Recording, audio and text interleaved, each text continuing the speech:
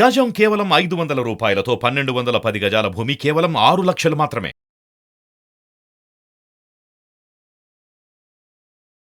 నమస్కారం శ్రీ ఆచార్య అనంతకృష్ణ స్వామి గారు. నమస్కారం అండి. థ్యాంక్ యూ సో మచ్ అండి. మాకు ఒక యాటిట్యూడ్ ఒక విధంగా ఉండేదానికి గ్రాటిట్యూడ్ చూపించాలనేటువంటి విషయం చెప్పారు మీరు.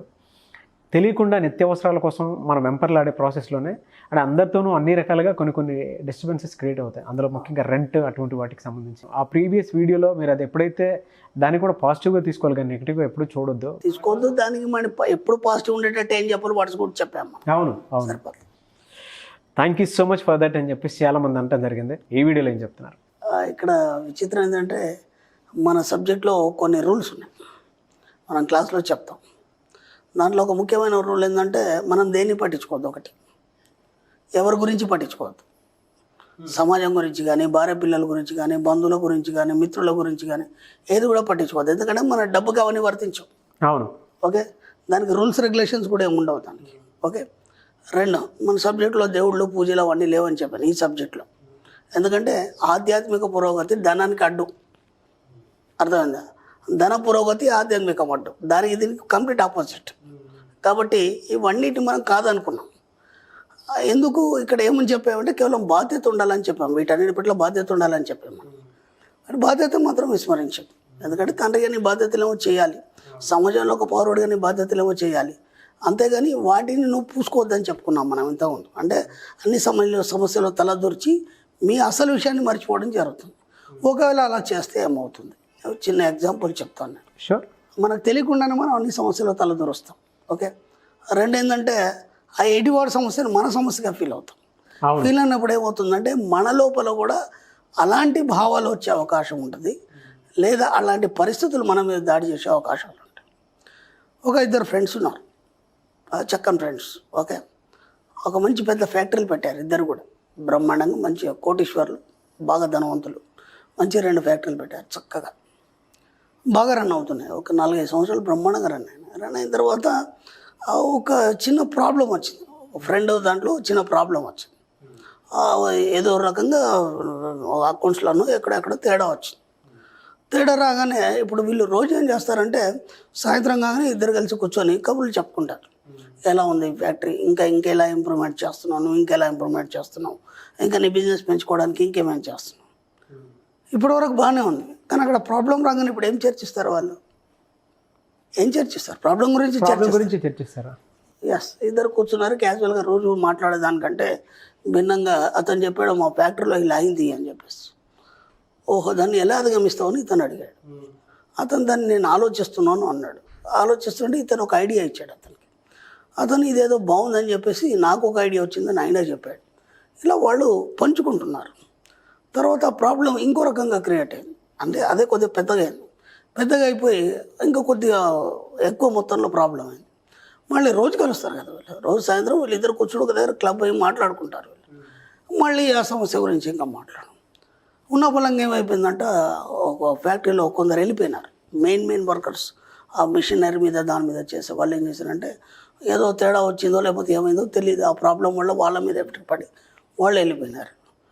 ఇప్పుడు మళ్ళీ అది కూడా నెక్స్ట్ డేనో లేకపోతే వారం రోజుల తర్వాత అదే మాట్లాడుకుంటున్నారు ఇద్దరు కూడా. ఇప్పుడు దాన్ని ఎలా చేయాలి, ఇంకా అలా చేయాలి, ఇలా చేయాలి, మరి ఇప్పుడు దీన్ని ఎలా ఫేస్ చేస్తావు అనేలోపు ఐటీ దాడి జరిగిందని. అబ్బా. దాడి జరగగానే అన్నీ బాగానే ఉంటాయి, కానీ ఒక ఏదైనా చిన్న ఒక ఇబ్బంది అయినప్పుడు మనిషికి అన్నీ ఒకేసారి దాడి చేస్తాయి. అన్నీ కరెక్ట్గా ఉన్నట్టుగా ఉంటాయి, చిన్న ఇబ్బంది అయినప్పుడే మెల్లిమెల్లిగా అన్నీ ఒకేసారి అటాక్ చేస్తాయి. అప్పుడు అక్కడ అది జరిగినప్పుడు ఏమైంది అనేది బయట వాళ్ళకి తెలియదు.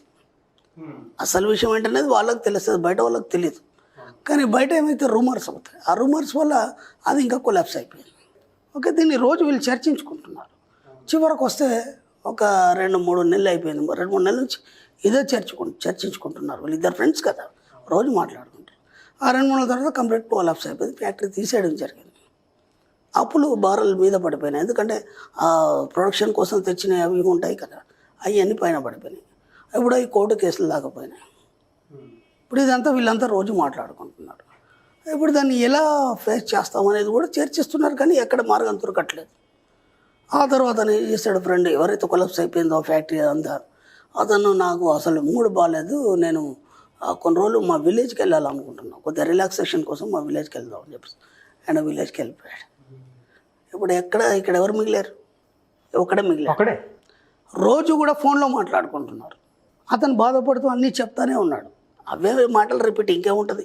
ఒక ఇన్సిడెంట్ జరిగిన తర్వాత నెల 2 నెలలు అదే మాట్లాడుకుంటారు. అందుకని ఇక కొత్తగా ఏముంటుంది అక్కడ. ఇక కొత్తగా ఏదైనా పునర్నిర్మాణం అయినప్పుడు దాని గురించి మాట్లాడుకుంటారు. కంప్లీట్ కొలాప్స్ అయిపోయింది, అక్కడ వెళ్ళాడు, రోజు అదే మాట్లాడుకుంటారు. అలా ఒక 2 months అయిపోయింది. అయిపోయిన తర్వాత ఇక మెల్లిమెల్లి ఇంకేం మాట్లాడుకుంటే మెల్లిమెల్లి ఫోన్లు బంద్ అయిపోయినాయి, ఆగిపోయినాయి ఫోన్లు అయ్యాయి. ఇప్పుడు విచిత్రం ఏమైందంటే ఆ ఫ్రెండే గురించి ఈ ఫ్రెండ్ నిరంతరం ఆలోచిస్తూనే ఉన్నాడు. ఎందుకంటే సేమ్ ఫ్యాక్టరీలు ఆ ఇద్దరు కలిసి చక్కగా బిజినెస్ చేసుకున్నారు, రోజు అదే చర్చించుతున్నారు. అది ఆలోచించి ఏమైపోయింది, ఇతను సబ్ కాన్షియస్ మైండ్ అది పట్టుకుంది. ఈ ఫ్రెండ్ అది పట్టుకొని మెల్లిగా అదే ప్రాబ్లం ఈ ఫ్యాక్టరీలో స్టార్ట్ అయింది. ఎలా అని ఆలోచిస్తూ దానికి సొల్యూషన్స్ ఆలోచిస్తూనే ఉన్నాడు. యాజ్ ఇట్ ఈస్గా అది ఎలా కొలాప్స్ అయిందో ఇది కూడా మెల్లిమెల్లిగా ఈ ఫ్యాక్టరీ కూడా కొలాప్స్. మనం పక్క వాళ్ళ గురించి ఎందుకు ఆలోచించద్దంటే వాళ్ళ నెగిటివ్స్ మనం తినేస్తాం, అదే సార్, అదే మన పాజిటివ్ని తినేస్తాయి. ఆ నెగిటివ్ థాట్ ఎలా డిస్ట్రాయ్ చేస్తుందో చూడండి. తెలియదు నేనేమనుకున్నాడు, నేను సానుభూతి చూపిస్తున్నాను, నా ఫ్రెండ్కి ఇంకెవడు లేడు, నేను చెప్పడంలో వినడంలో తప్పేముంది అని చెప్పేసి పదే అదే ఆలోచిస్తున్నాడు. ఇక్కడ ఈయన ఫ్యాక్టరీ ఎట్లా డెవలప్ చేయాలి ఇదంతా పక్కన పెట్టేశాడు, ఎందుకంటే ఇది బాగానే నడుస్తుంది అనుకున్నాడు. కానీ ఆ ఎక్కడైతే ఆ పాజిటివ్ ఉందో ఆ పాజిటివ్లో అంతా ఆ నెగిటివ్ నింపడం వల్ల ఏమైపోయింది, మెల్లిమెల్లిగా ఈ ఫ్యాక్టరీ కూడా మెల్లిగా ఇలా ఎందుకు అయింది?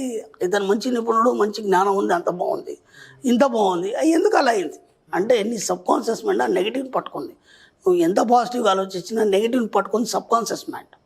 కాబట్టి సబ్ కాన్షియస్ మైండ్ ఏదైతే పట్టుకుంటుందో దాన్ని మాత్రమే నీ ముందు చూపిస్తుంది.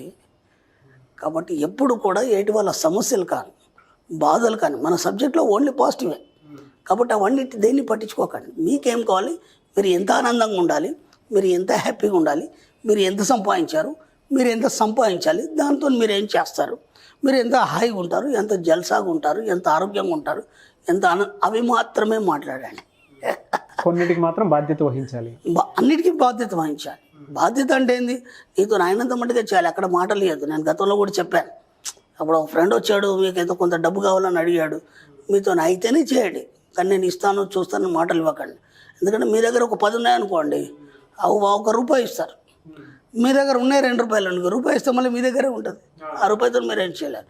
అలా మీరు ఇచ్చే అవకాశం ఉంది, మీరు హెల్ప్ చేసే సహాయం చేసి మీరు ఒక స్థాయిలో ఉన్నారు, అప్పుడు మాత్రమే మాట ఇవ్వండి, పని చేయండి. అంతేగాని నేను చేస్తాను చూస్తానని మాటలు ఇవ్వడం కానీ లేదా వాళ్ళ సమస్యలు మీరు పాల్పంచుకోవడం కానీ ఇలా చేయడం వల్ల ఏమవుతుందంటే మీ సబ్కాన్షియస్ మైండ్ డిస్టర్బెన్స్ అవుతుంది.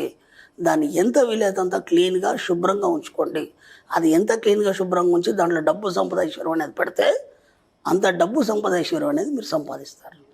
లేకపోతే ఏమవుతుంది, పక్క వాళ్ళే పట్టించుకుంటే మీరు పోతారు. Thank you sir, thank you so much Acharya Anantakrishna Swami గారు.